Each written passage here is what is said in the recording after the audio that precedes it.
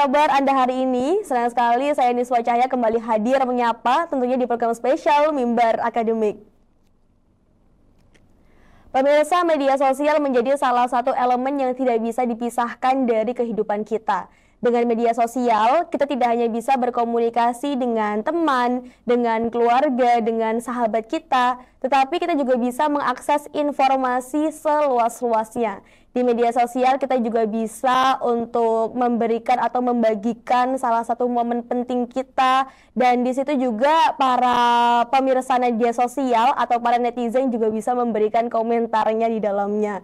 Tentu saja dengan pesatnya arus teknologi dan juga informasi akan memberikan sebuah peluang dan juga memberikan sebuah tantangan bagi kita semuanya. Bagaimana cara kita dalam bergaya dan juga beretika yang baik di media sosial? Kali ini akan kita bahas tentunya dengan pemateri kita yang sangat luar biasa, Ibu Dr. Prima Ayu Rizky Mahanani, MSI. Ya. Selamat siang Ibu. Selamat siang Mbak Niswa. Sehat hari ini? Alhamdulillah ya Rabbil Alamin. Sebenarnya bahagia sekali Ibu hari ini. Baik Ibu, langsung kita mulai diskusi kita pada hari ini seputar tentang gaya dan juga etika kita dalam berkomunikasi di sosial media. Ibu, kalau menurut Ibu Prima sendiri, apa yang dimaksud dengan gaya dan juga etika Ibu? Ya, pertama kita bicara gaya ya. Gaya tentunya terkait dengan gaya komunikasi. Gaya itu kan pilihan ragam jenis style ketika kita mengirimkan informasi, menyampaikan pesan sebagai komunikator, dan juga nanti ketika kita menjadi komunikan terkait dalam kita merespon informasi yang kita terima, menanggapi pesan-pesan yang dikirimkan oleh komunikator, itu tergantung gaya atau style yang itu ada dalam diri kita. Itu Mbak Niswa. Kemudian terkait etika. Etika itu adalah landasan untuk menilai sesuatu itu benar ataupun salah, dan etika itu sangat tergantung dari budaya di mana etika itu dimunculkan atau diterapkan.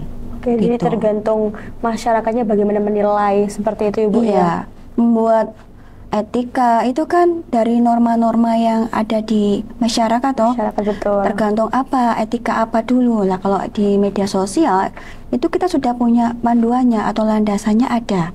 Ya, kode etiknya, etikanya itu Undang-Undang ITE itu sudah ada. Gitu. Selanjutnya Ibu, bagaimana cara atau etika dan gaya kita dalam berkomunikasi di media sosial sendiri Ibu? Ya. Terkait etika dan gaya berkomunikasi di media sosial, kalau etika itu ya kita harus ikuti etika menggunakan ketika kita berinteraksi di dunia digital. Itu kan kita pelajari dulu undang-undangnya, mana yang diperbolehkan, mana yang enggak. Kemudian terkait gaya komunikasi, itu kalau saya merujuk penelitiannya Bu Prima tahun 2013 dari referensi buku yang saya baca itu ada 10 gaya komunikasi yang bisa kita praktekkan, mulai dari gaya dominan, relax, kemudian friendly, kemudian ada gaya yang agresif, ada gaya yang romantik. Lah itu bisa teman-teman pilih untuk bagaimana menyesuaikan situasi ketika kita berinteraksi di media sosial gitu. Masa situasinya sedih kamu mau yang open, kan nggak begitu toh. Lah itu sangat tergantung konteksnya gitu, prakteknya gaya itu. Jadi tergantung dengan konteks apa yang sering kita hadapi, seperti itu Ibu, situasinya bagaimana. Betul. Jadi kan kayak kita ngepaskan loh, ini saya harus pakai gaya komunikasi yang romantis atau yang dominan. Lah itu kan, nah tergantung konteksnya. Dan kita juga harus pandai untuk menyikapi seperti itu Bu ya. Harus ngerti gitu, bisa membawa diri, tahu tempatnya, kan begitu. Oke, baik. Ternyata tidak hanya ada satu atau dua gaya yang pakem, tapi banyak sekali gaya-gaya yang bisa kita terapkan. Apalagi hari ini kan halayak itu kan, audiens itu macam-macam juga, lebih beragam. Ya mungkin hasil penelitian yang 2013 itu ada perkembangannya hari ini. Bisa dibaca, nanti dilihat di Google banyak. Oke, siap. Oke, baik pemirsa, kita akan berdiskusi lebih panjang lagi tentunya, tapi setelah jeda berikut ini. Jadi jangan kemana-mana, tetap di Mimbar Akademik.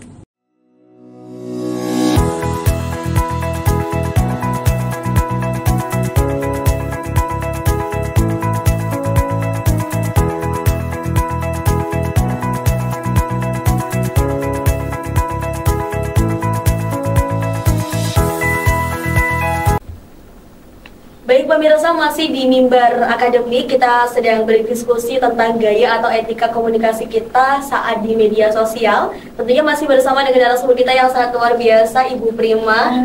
Kita sambung Ibu diskusi kita kali ini tentang di mana dunia digital dan juga etika yang harus kita lakukan. Dan di sini kita juga bisa melihat Ibu kalau di media sosial kita bebas untuk mencari informasi, bahkan kita juga bebas untuk memposting apapun yang kita inginkan. Menurut dari Ibu Prima sendiri, pengalaman atau mungkin justru sudah mengamati, adakah salah satu pelanggaran etika-etika yang ada di sosial media, Ibu? Iya. Kalau kita amati ya banyak sekali ya pelanggaran etika itu ya, Mbak Niswa. Misalkan penggunaan kata-kata yang kosong, yang kotor, tidak sopan, kurang pas, itu kan juga melanggar ya. Kemudian kita mengunggah konten-konten yang berbau pornografi, sara, ya kemudian rasis, ya itu kan juga negatif toh. Kemudian saling ejek, marah-marah kok di media sosial, ya kan? Kemudian kita itu tidak bisa menghargai privasi orang lain, mengumbar aib orang lain, itu kan tidak diperbolehkan. Itu banyak kasus yang kita jumpai kalau kita sedang bermedia sosial gitu. Betul sekali, dan sekarang sepertinya di media sosial banyak sekali yang justru berkelompok seperti itu, Bu, ya, pro dan kontra, iya, seperti itu. Kayak cari bolo, cari teman, iya, gitu betul kan. sekali. Kemudian orang-orang itu juga tidak bisa mengontrol diri, kadang-kadang itu ya lost gitu loh. Karena di internet itu kan siapa yang mau ngontrol ya toh? Kalau di offline tuh kan bisa dijiwet atau ditutup mulutnya, gitu kan ya. Kalau di online siapa yang mau nanti akan mengontrol? Nggak bisa luas makanya kita harus sadar, harus kontrol dirinya harus tetap on gitu. Oke, baik. Ibu, untuk sekarang ini sepertinya udah banyak sekali seperti konten kreator, para mahasiswa yang juga bikin konten dan lain sebagainya. Bahkan juga ada yang sudah menghasilkan duit dari konten tersebut. Dan kira-kira sekarang juga udah banyak sekali teman-teman apapun kegiatannya diposting di sosial media. Iya. Nah, bagaimana pendapat Ibu tentang hal tersebut? Ya teman-teman, kalau teman-teman ini mahasiswa KPI ya, kita kan diajari adab dan sopan santun. Ya tentunya tahu toh mana ini yang pantas dan enggak ketika diunggah. Kita bikin kontennya. Kita diajari tentang ayat-ayat suci Al-Quran, bagaimana kita menyampaikan hal-hal yang qaulan sadidan, qaulan kariman, qaulan balikon. Nah itu kan harus dipraktikkan. Apalagi kita belajar itu, ya harus ngerti adab, sopan santunnya. Kalau ini tidak perlu, tidak pantas ya, mendingan kita kontrol diri kita, jangan. Nah, jangan diklik ya kan? Karena kalau sudah diunggah, rekam jejak atau jejak digitalnya itu kan sulit dihapus nanti karena sudah terlihat ya toh. Mau dihapus, waduh, kadung sudah terlihat kok sudah bisa diakses orang lah gitu. Nanti menyesal lah itu. Jadi mahasiswa harus ngerti itu adab, kemudian regulasi emosinya juga harus bagus toh. Nah, mengerti ini harus saya unggah atau enggak, ini harus saya berikan komentar yang sopan, pilihan kata yang bagus atau yang bagaimana. Nah, begitu Mbak Nisa. Jadi kontrol diri juga ada pada kontrol diri dan regulasi emosi, bisa mengelola emosinya. Kadang itu kita ikut panas gitu loh, lihat komentar netizen ikut panas, ikut nimbrung di sosial media. Kadang kalau ngalir itu kan nggak sadar ya. Ya, karena kita bebas Ibu berekspresi kalau di situ. Iya, tidak ada kontrol yang nyemprit atau wasit kan nggak ada. Betul gitu. sekali. Selanjutnya Ibu, kalau kita berbicara tentang institusi akademik, bagaimana perannya dalam memberikan mungkin tanggapan atau justru memberikan arahan kepada mahasiswanya dalam beretika di sosial media Ibu? Ya. Pertama ya, kalau dosen itu ketika di kelas itu ya selalu mengingatkan ya Mbak Niswa, mengingatkan hati-hati loh teman-teman, nanti kalau bermedia sosial atau berinteraksi di dunia digital tetap harus bisa mengontrol dirinya. Kemudian ya dosen tuh kalau tahu mahasiswanya salah ya ditegur kan gitu ya, tetap membimbing, mengingatkan, menegur, mengarahkan ini yang boleh, ini yang nggak boleh. Apalagi kalau kita ambil mata kuliah etika komunikasi, kan diajari ini yang diperbolehkan, ini yang enggak. Etika berkomunikasinya kan macam-macam, mau yang online, mau yang offline. Ketika di media cetak, di media elektronik, baik televisi maupun radio itu kan diajari semuanya. Ya itu harus dipraktikkan, jangan cuma sekadar teori, menguap, tapi tidak praktek dalam kehidupan sehari-hari. Betul sekali, terkadang cuma jadi teori malah nggak jadi prakteknya. Harus diimplementasikan. Betul sekali.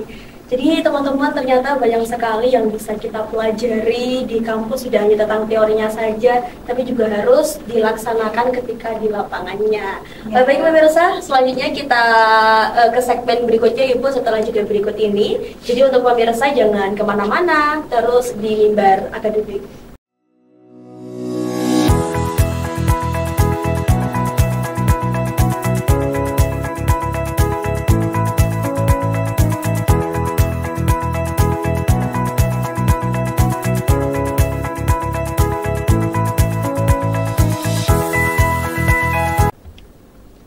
Baik pemirsa, kembali lagi di Mimbar Akademik bersama saya Niswa Cahaya. Tentu masih bersama dengan narasumber sangat luar biasa, Ibu Prima.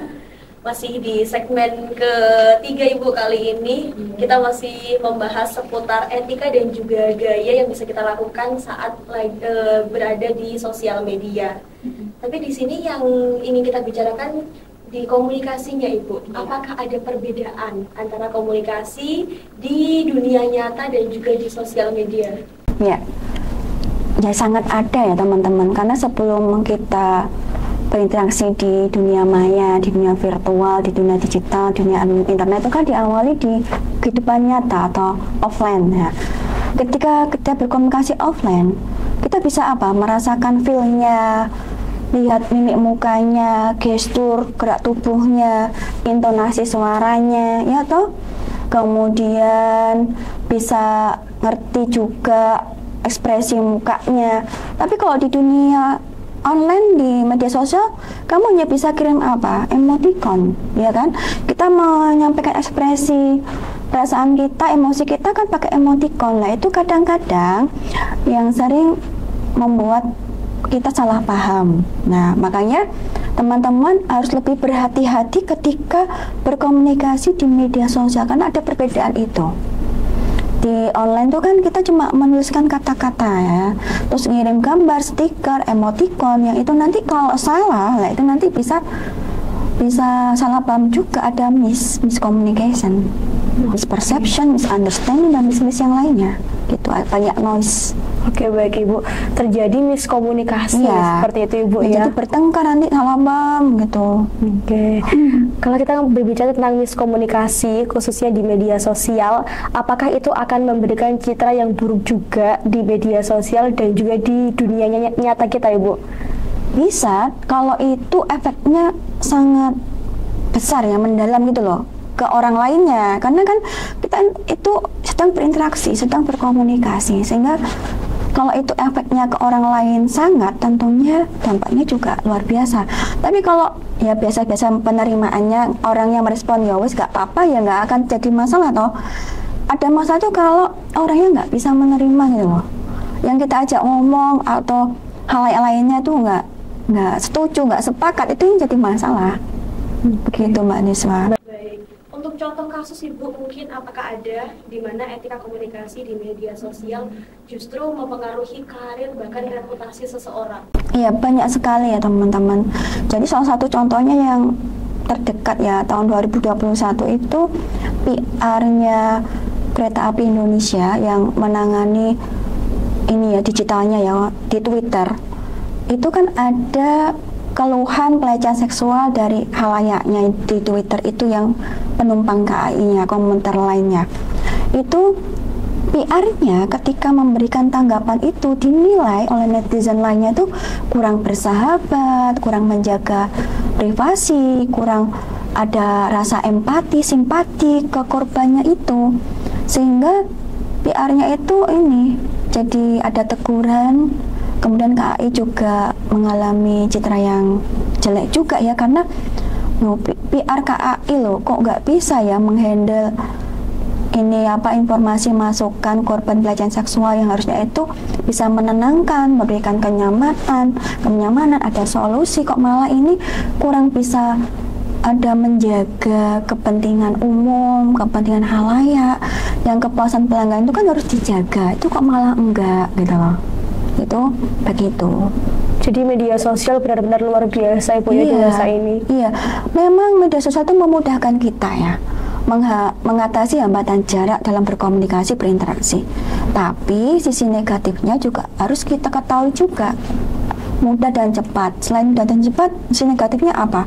Itu nanti akan muncul salah paham, kita akan berkonflik, lalu kita juga terancam itu kerjaan kita, profesi kita kalau kita tidak bisa ngerti etika digital berinteraksi di dunia media sosial itu.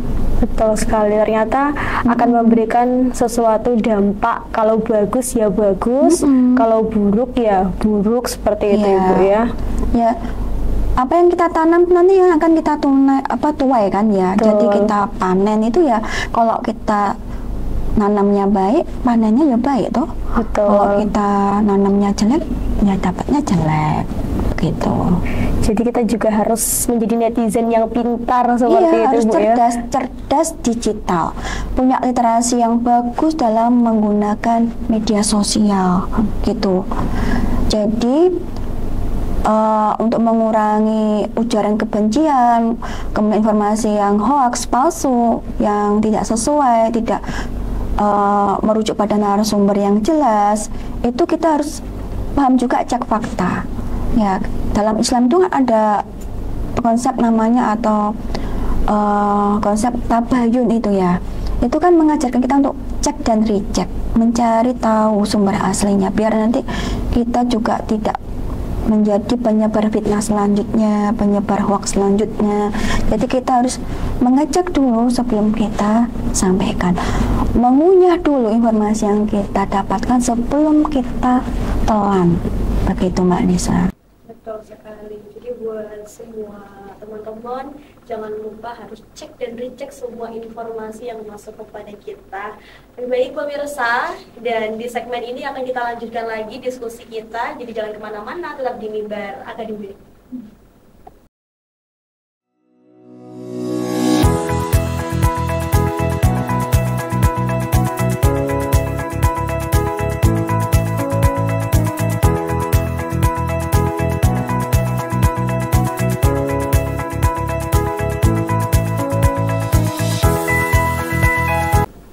Baik pemirsa, kembali lagi di Mimbar Akademik, dan gak kerasa ini sudah segmen terakhir Ibu kali ini, dan tentunya Niswa juga masih bersama dengan narasumber yang sangat luar biasa, Ibu Prima.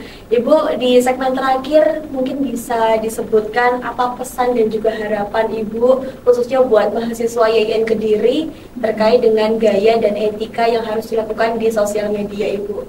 Iya, menurut Ibu Prima, teman-teman mahasiswa ini ya meningkatkan literasi digitalnya, biar nanti teman-teman tidak terjerumus ke hal yang negatif, kemudian memahami penerapannya yang baik, kemudian penggunaan bahasa yang sopan, yang sesuai dengan komunikasi yang kita hadapi, kemudian terus belajar dan terus belajar, meningkatkan kemampuan, wawasan, pengetahuan tanpa kena lelah, kemudian tanpa mengeluh.